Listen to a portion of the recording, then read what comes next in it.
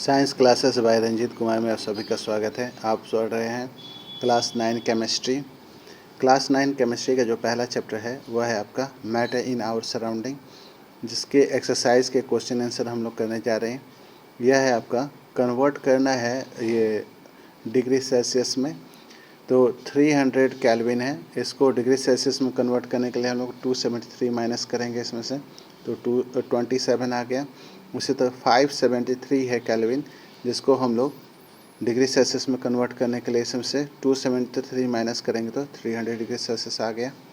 Convert the following temperature into kelvin scale में convert करने के लिए हम लोग ध्यान रखेंगे। देखिए यहाँ पे एक मिसप्रिंट हो गया है, ये 0C नहीं है, डिग्री सेल्सियस है, ठीक है। एक्चुअल में ये 25 डिग्री सेल्सियस लिखा है। 25 डिग्री सेल्सियस में हम 273 जोड़ेंगे तो आ गया 298 केल्विन। उसी तरह से आपका 373 है, जिसमें से 273 आप जोड़ देंगे तो आ जाएगा आपका 646 केल्विन। अब देखिए तीसरा नंबर क्वेश्चन है हम लोग का, give reason for the following observation. लेकिन उससे पहले ध्यान देंगे कि केल्विन स्केल या डिग्री स्केल में चेंज करने में यही अंतर है कि केल्विन स्केल को जब डिग्री स्केल में चेंज करते हैं तो हम लोग केल्विन स्केल को 273 माइनस करते हैं, और डिग्री सेल्सियस को अगर हम केल्विन में चेंज करते हैं तो 273 प्लस करते हैं। चलिए अब हम लोग आते हैं क्वेश्चन नंबर 3 में, गिव रीज़न वाई या give reason for the following observation. Observation का क्या आपको रिजल्ट होता है, उसका रीज़न बताना है। जैसे नेफ्थलीन बॉल, जो फिनाइल की बॉल होती है, disappear with the time without leaving any solid. कुछ भी सॉलिड छोड़े हुए बगैर ये अपने आप कैसे गैस माने सीधे इवापोरेट कैसे हो जाता है। तो याद रखेंगे naphthalene show the property of sublimation. Sublimation की प्रॉपर्टी शो करता है, ठीक है। सब्लिमेशन मीन्स होता है यह है कि बिना वाटर में चेंज हुए सीधे डायरेक्ट गैस बन जाना, यानी सॉलिड जो है डायरेक्ट गैस बन जाता है, उसको सब्लिमेशन। और जो गैस जो है वह सीधे सॉलिड बन जाता है, उसको भी सब्लिमेशन कहते हैं। यानी कि दोनों तरह के प्रोसेस, जिसमें सॉलिड अगर गैस बन जाता हो या गैस सॉलिड बन जाता हो, उसको सब्लिमेशन कहते हैं। तो नेफ्थलीन जो है वह यही प्रॉपर्टी शो करती है, सब्लिमेशन करती है। तो इवापोरेशन होगा नेफ्थलीन का, तो ये क्या होगा, डायरेक्ट गैस बन जाती है, इसलिए कुछ भी सॉलिड वह छोड़ता नहीं है, ठीक है।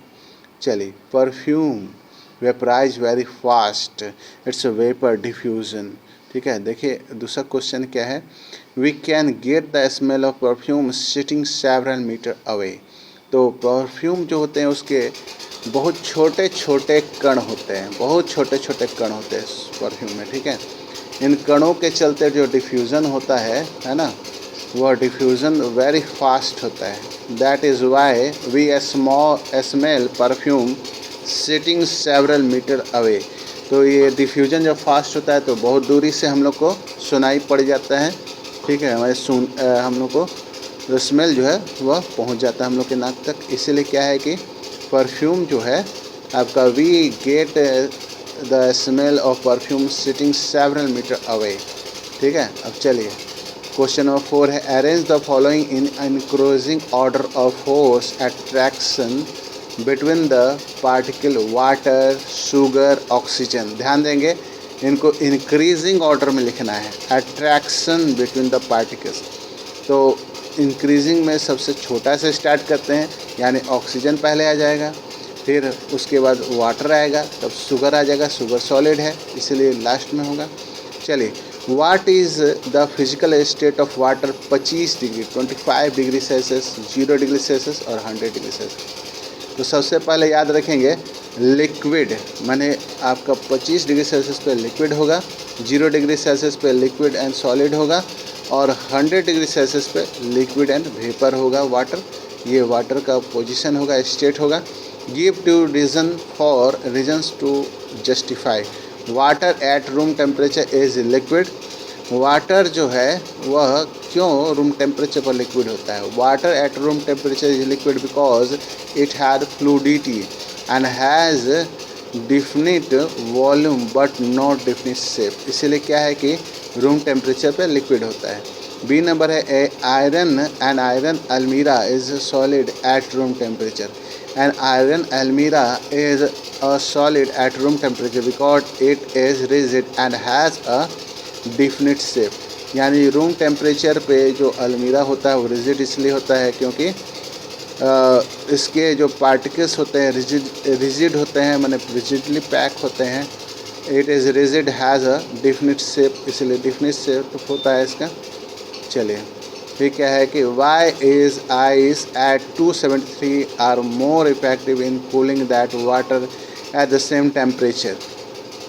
Ice at 273 is less energetic than water क्योंकि it is because different in the latent heat. Latent heat होने के चलते जो फ्यूज़न होता है पार्टिकल्स का present in water at the same temperature in the form of energy, extra energy latent heat के रूप में वाटर के अंदर होता है. इसलिए क्या है कि जो आपके वाटर जो होता है 273 केल्विन वाला वो ज़्यादा ठंडा होता है आइस की अपेक्षा.